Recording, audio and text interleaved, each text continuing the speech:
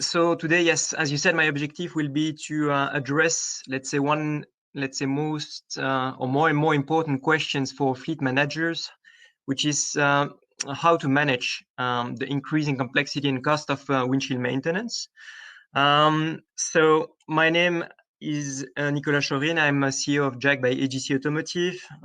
You will learn about Jack, but about AGC Automotive, Jack is a startup of AGC Automotive, and AGC Automotive is a leading glass supplier for building and automotive markets. So before talking about Jack, I would like to talk about, let's say, the market situation. And when we initiated that, let's say, project a few years ago, what we discovered was quite important, is the fact that fleet managers clearly recognize the windshield maintenance as a growing concern when they search for TCO optimization. And there are a few important, let's say, figures and points I want to address there. First, clearly the windshield replacement is one of, if not the most frequent vehicle maintenance need. So it's very frequent on the road. A few years ago or 10 years ago, it was not so expensive. But today, it's not the case anymore. And the main trend behind it is the ADAS. So ADAS, I will explain later what is ADAS, but this is a complexity which turns the windshield replacement into a costly operation today, around 1,000 or more euro per job. And so it's clearly an important trend regarding the cost of windshield replacement. Okay. The third point also, which is important, is and the opportunity with the windshield is the fact that they can be repaired. You know that windshield can be repaired, and the repair is 5 to 10 times cheaper and shorter than the replacement. So it helps clearly. But today the repair, this preventive maintenance, is far from being harnessed to its full potential. So a survey which has been carried out by Carglass a few time ago shows that 60% of windshield replacement could be prevented by more timely repair of damaged glass. So the question here is really, how can fleet managers unlock that potential? Okay, and that will be that's the question I will try to answer later in that presentation. But first, I talked about ADAS. So ADAS is stands for Advanced Driver Assistance Systems. These are all the electronic systems that assist the drivers in driving and parking functions. So these ADAS systems increase the car and the road safety by using sensors and cameras, which are positioned a bit everywhere in the vehicle. Okay, so examples are emergency braking, lane assistance, speed assistance, that kind of things. Okay, today data solutions are already present in all vehicle fleets. That's the point. But what is very important is that they will be even more prevalent in the future. So the expected penetration rate of basic ADAS systems is above 75% in 2025. So it's important. And as you can see on the slide, it's not only about the premium vehicles, it's also about the basic vehicles of a fleet. Okay. And the regulation also goes in that direction. The European regulation will make some ADAS systems mandatory from June 2022 onwards. So there's a key trend there, okay? One example of ADAS I want to really emphasize and to deep dive is the emergency braking system, for instance, which rely a lot on the forward-facing cameras, which are positioned behind the vehicle windshield and interfaced with the vehicle windshield. These cameras are super important. They calculate in real time the distance from other cars, other objects, and people. If the position of the camera or its interface with the glass is moved during a windshield replacement, for instance, the calculation will be wrong and will lead to an incorrect function of the ADAS system. So it's clearly an issue in terms of safety. So the ADAS code of practice now states that whenever a windscreen is replaced, the company which carries out the work must recalibrate the system. This is essential for keeping the roads safe. And what's the consequence of the calibration or the recalibration? Actually, it has a great impact on the cost of the maintenance for fleet managers and also for insurers. So an independent study from KTI in Germany conducted on several types of ADAS systems. You don't need to look at the full graph or table on the left side, but what you have to retain there and to remember is that the ADAS result in an increase of claims costs for windshield replacement that amounts between plus 30 to plus 250%. So it's very important. And another, let's say, company, another organization, well known in the automotive and insurance, let's say, industry, Sachem Research, evaluates that the average repair bill has risen by 32% over the last 3 years. Okay, so that's significant, and it's probably even more significant for most fleets because they renew their vehicles more frequently. So that's the trend. That's the situation today on the market. It's not the situation in 3 years, within 3 years or 5 years from now. It's today the situation that is observed, and it will continue like this. Okay. So coming back to the initial question, preventive maintenance, as you understood, is key, making more repair instead of replacement. That's a key trend in this industry, automotive industry, but not only. So preventive maintenance is very important. And the potential is there. 60% of windshield replacements could be prevented by a timely repair of damaged glass. Timely usually means within the first 3 weeks, meaning that the reaction needs to be fast if we really want to grasp those 60%. Okay, so we believe the key for fleet managers is to get the damage information from remote in real time, not always depending on the driver feedback, in order to proactively schedule the maintenance. Okay, so in other words, it's making the windshields sensitive and connected. And that's what we did with Jack. So Jack is really the first connected device, as you can see on that slide, positioned on the windscreen, on the inner face of the windscreen.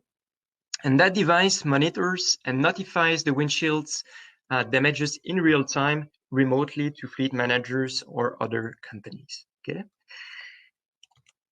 What is important to understand is Jack is actually more than just a device. Of course, there is that device, which is very convenient, very interesting for, let's say, for customers, fleet managers, because they are very easy to install on the vehicles. There is no need for professional installation. The installation of the device is done in less than 30 seconds. So it's a retrofit device just plugged on the windscreen like a tolling device. Okay, super easy.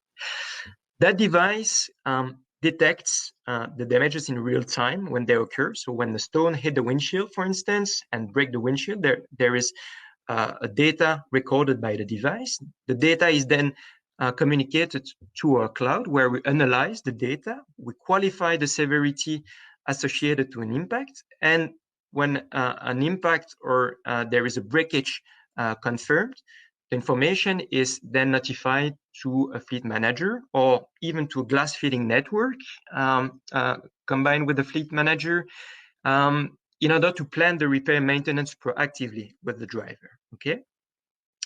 And then based on that notification, the repair can be done on the vehicle. And the big advantage, of course, of the repair is, of course, it costs less money. And also the windshield can be repaired on site. So at hidden time for the driver, which also increase the fleet's uptime. So clearly Jack is a complete data service. How the fleet managers benefit from that service, there are, let's say, 4 key benefits which have, let's say, been confirmed by our partners today. The first is, of course, an obvious to reduce the maintenance expenses by making more repair and less replacement that drastically reduce the maintenance expenses. Okay.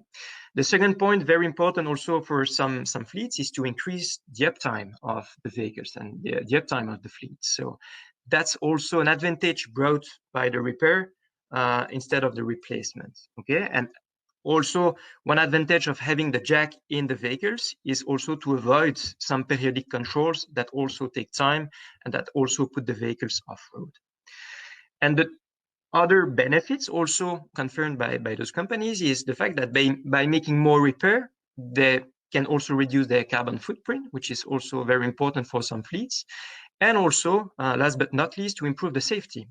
Driving with a broken windshield is not safe because it impairs the, let's say, for instance, the airbag deployment when there is an accident. So improving the safety is also an important factor.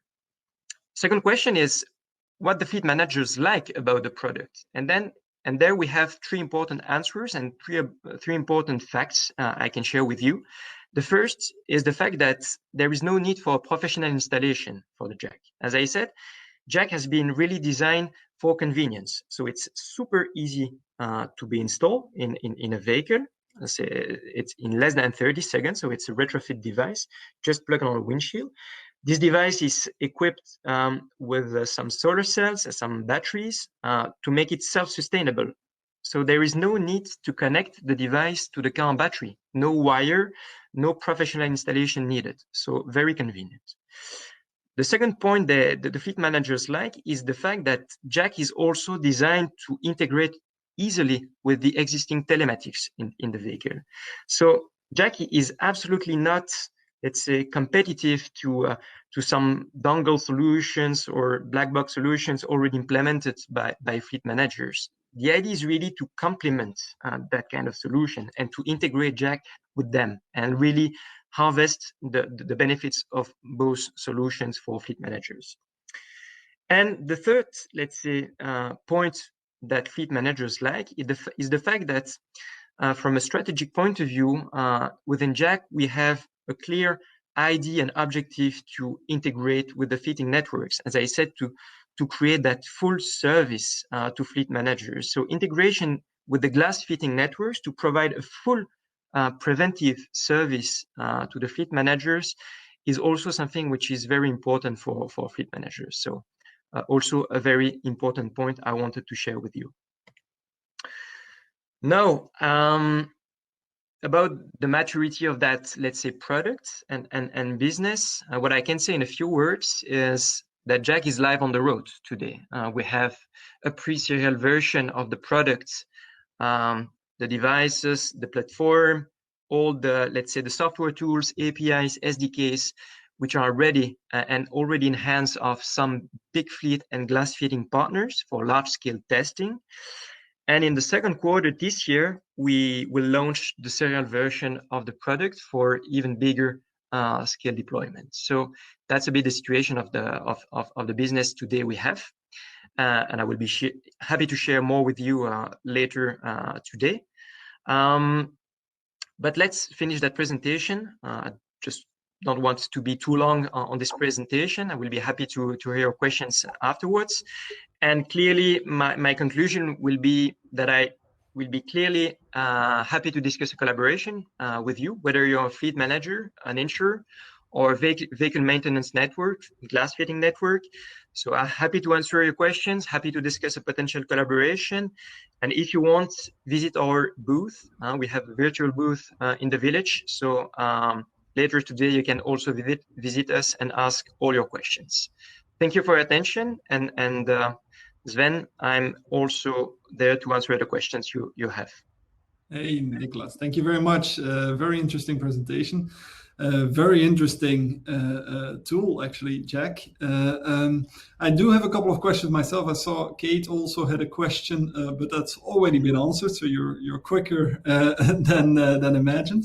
But I have a question from my side. Firstly, I mean, you talk about the benefits for the fleet manager. But of course, it's not only for the fleet manager that Jack could offer benefits. As you explained, it's also looking at leasing companies, insurers, yes, of course, even manufacturers directly. What is your priority when it comes to those customer segments? I mean, how do you see those matching up in the future? So clearly, the priority segments we address today are the large fleets, the leasing companies, clearly, and also some important independent fleets. We have also some priorities there. And the third one I can mention is also the collaboration with glass fitting networks. As I said, it's a very important part of our go-to-market strategy. because we understand that for leasing companies and fleet managers, having a full service, so Jack integrated with directly the maintenance service of a fitting network, it's very key. So that's also a third priority today in terms of go-to-market. Yeah. Okay. And do you foresee at a certain given point, because I think those solutions are obviously going to be key in the future, preventive maintenance, again, looking at costs and how we can reduce them in the future. Do you think at a certain given point this will almost become obligatory from a insurance point of view, that again, to reduce costs, or at least to constrain costs a little bit more? That could be the case, and that's our vision, basically, to have vehicles more and more connected. If you really look further down the road, you can imagine, of course, autonomous vehicles having no drivers, so no people really to monitor the situation or the condition of a vehicle. Having more sensors in a vehicle is the normal or the logical trends to monitor what happens in a vehicle and to monitor the condition of vehicle components. And windshield will continue to be there. And I think that monitoring the condition of a windshield by the vehicle itself will be something logical in the next year. So I think, yeah, the evolution of the automotive market and the mobility market, generally speaking, will go into that direction. So clearly, yeah. Yeah, and so we can also indeed foresee, as Benjamin also asked the question, we can foresee actually a full integration within the manufacturer chain as a fact as well. Yeah, so clearly today, from a strategic point of view, we have decided to really start the go-to-market with a retrofit solution of Jack, so which is plugged on the existing windshields.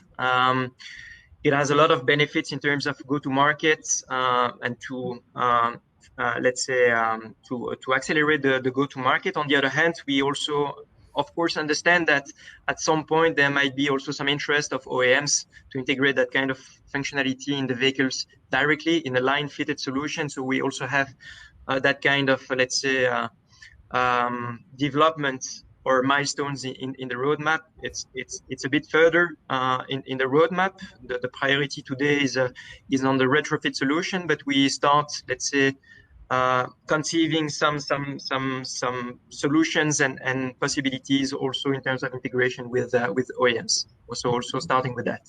Okay, just a final question, perhaps. If looking at, because you're saying, okay, we're in a test phase now with a couple of large glass repair industries or companies. What is the roadmap for this year, but also for next year? I mean, where do we see Jack popping up in the next 12 to 24 months? Well, I mean, clearly the goal is to step out of the, let's say, the field testing and the pilot testing we have currently with our partners, and to move really into a large scale commercialization and business. So that will be, let's say, the key milestone this year. We have also some important partnerships we want to conclude with some let's say fitting networks as well, because it will help us also to increase, let's say, our view on the market and our scope in terms of reach. So that's clearly an objective we have for this year. And about the next year, our idea is then to start developing the markets in terms of geographies and also in terms of segments. So clearly today, the priority is on, let's say, the fleets and the leasing segments, also the partnerships with the fitting networks, mostly in Europe. About next year, the priorities will be to expand to the US first, then to Asia. AGC, we can also harvest the network of AGC in Asia, because AGC is a Japanese company. So there is also some potential we can have there. And there, also in terms of segments, as I said, moving more towards also insurance and touching more the B2C, let's say, types of businesses. Yeah. Great. Great. All right, then thank you very much, Nicolas. I thought it was a very interesting presentation. Thank you. To the audience, to the people that have looked, if you have any further questions for Nicolas around Jack as a solution, please don't hesitate to contact him either personally direct in the people section of the tool or via the booth of Jack at the village. That would be great. Then.